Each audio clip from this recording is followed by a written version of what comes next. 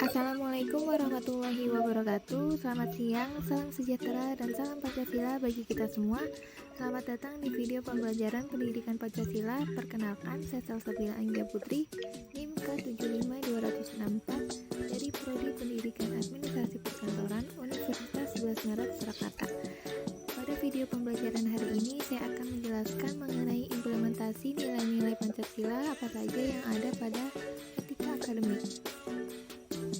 Sebelum saya menjelaskan mengenai implementasi nilai-nilai Pancasila dan etika akademik, saya akan menjelaskan terlebih dahulu pendahuluannya mulai dari apa Pancasila itu.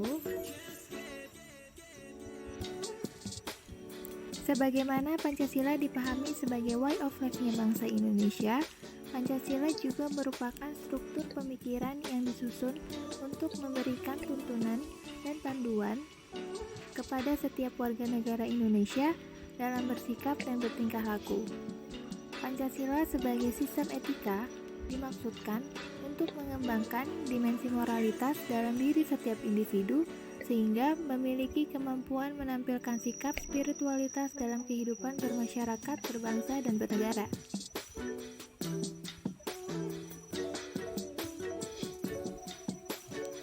Selanjutnya, apa pengertian dari etika itu sendiri? Istilah etika berasal dari bahasa Yunani yaitu ethos, yang artinya tempat tinggal yang biasa, padang rumput, kandang, kebiasaan, adat, watak, perasaan, sikap, dan cara berpikir. Secara etimologis, etika berarti ilmu tentang segala sesuatu yang biasa dilakukan atau ilmu tentang adat kebiasaan. Dalam arti ini, etika berkaitan dengan kebiasaan hidup yang baik, tata cara hidup yang baik, baik pada diri seorang maupun masyarakat. Kebiasaan hidup yang baik ini dianut dan diwariskan dari satu generasi ke generasi lain. Dalam artian ini, etika sama maknanya dengan moral. Etika dalam arti yang luas ialah ilmu yang membahas tentang kriteria baik dan buruk. Oleh karena itu, dengan landasan berpikir seperti ini, Indonesia pernah memiliki norma etika yang bersumber dari Pancasila, yakni dalam ketetapan MPR nomor 2 MPR 1978 tentang pedoman penghayatan dan pengamalan Pancasila atau Eka Prasetya Pancakarsa.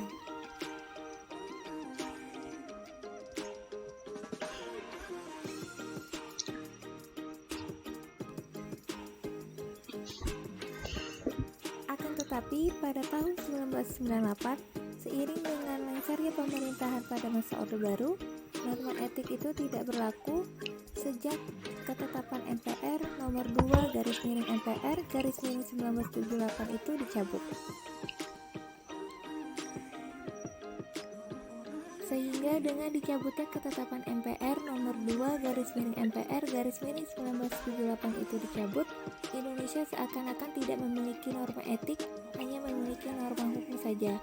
Oleh karena itu, pada tahun 2001, pemerintah membuat norma etik baru yang dimuat dalam ketetapan MPR nomor 6 MPR 2001 tentang etika kehidupan berbangsa. Dalam ketetapan MPR nomor 6 MPR 2001 mengenai uraian etika akademik di dalamnya itu sangat banyak. Jadi pada hari ini saya akan menyebutkan beberapa saja.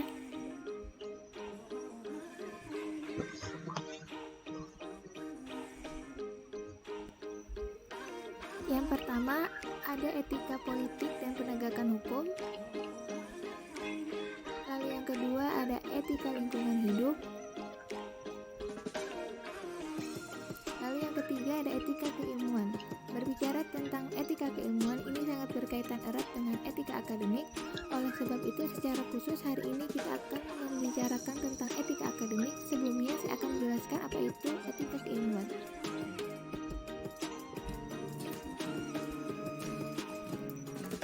Etika keilmuan dimaksudkan untuk menjunjung tinggi nilai-nilai kemanusiaan, ilmu pengetahuan, dan teknologi agar warga bangsa mampu menjaga harkat dan martabatnya, berpihak kepada kebenaran untuk mencapai kemaslahatan dan kemajuan sesuai dengan nilai-nilai agama dan budaya.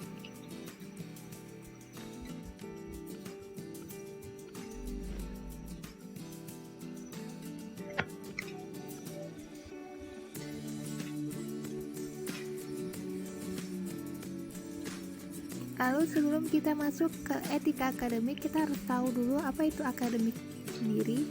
Akademik adalah sebuah hal penting untuk setiap orang ketahui. Dengan akademik akan menjadikan kita mampu menjalani hidup ini dengan baik. Dengan akademik akan menjadikan kita mampu untuk mengatasi segala masalah dengan kehidupan.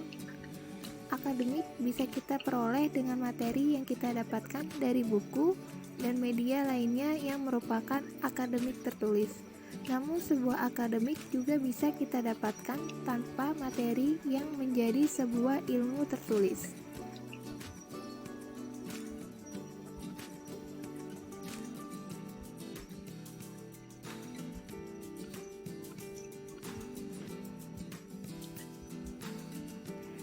Lalu kita masuk ke pengertian etika akademik.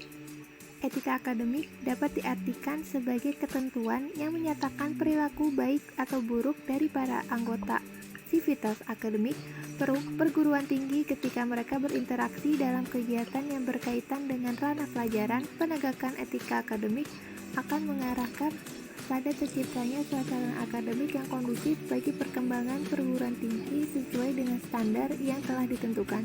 Melalui suasana akademik yang kondusif, itulah kemudian akan terciptanya adanya perbaikan kualitas hasil pembelajaran secara berkelanjutan.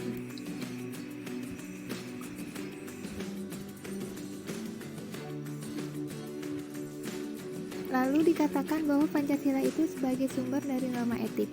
Maka pada saat yang bersamaan, Pancasila itu juga menjadi sumber dari norma etik akademik. Bagaimana etika akademik berdasarkan nilai-nilai Pancasila? Contoh implementasinya seperti ini. Setiap insan akademis dituntut untuk memiliki kesadaran akan hubungan dengan Tuhannya sebagai makhluk Tuhan yang bermoral dan berakal. Setiap insan akademis tidak hanya dituntut memiliki kecerdasan intelektual, tetapi juga memiliki kecerdasan emosional dan spiritual agar tercipta keseimbangan dengan makhluk ciptaan Tuhan. Ini merupakan implementasi nilai-nilai Pancasila dalam etika akademik pada sila pertama.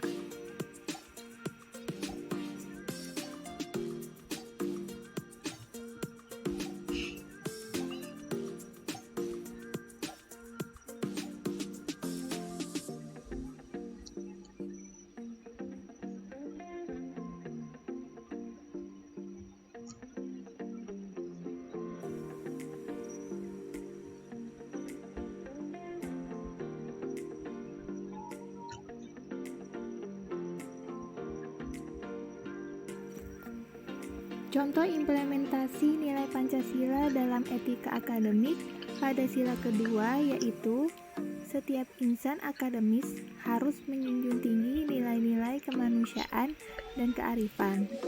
Mahasiswa wajib menghargai dirinya sendiri maupun orang lain, mengungkapkan kebenaran sebagaimananya itu baik, tetapi lebih baik lagi bila mengungkapkan kebenaran secara arif.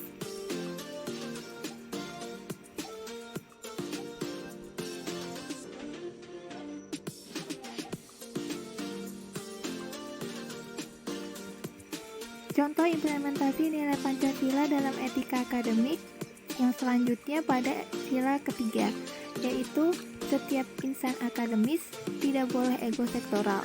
Insan akademis harus memiliki hubungan emosional dengan sesama anak bangsa yang berbeda agama dan suku, sehingga insan akademis akan memiliki keikhlasan berkolaborasi dan bekerja sama dengan siapapun tanpa membeda-bedakan.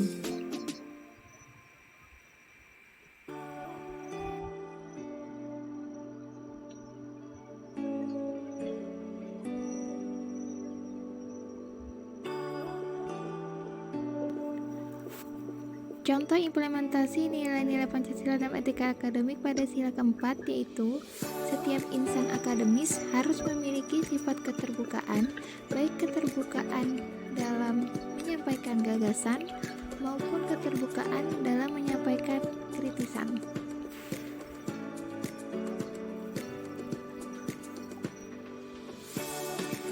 Lalu selanjutnya contoh implementasi nilai-nilai Pancasila dalam etika akademis terakhir yaitu terdapat pada sila kelima, yaitu setiap manusia memiliki cara pandang yang berbeda. Setiap insan akademis dituntut untuk memiliki kritisan dengan tetap menjunjung tinggi penghargaan terhadap perbedaan pendapat dan cara pandang.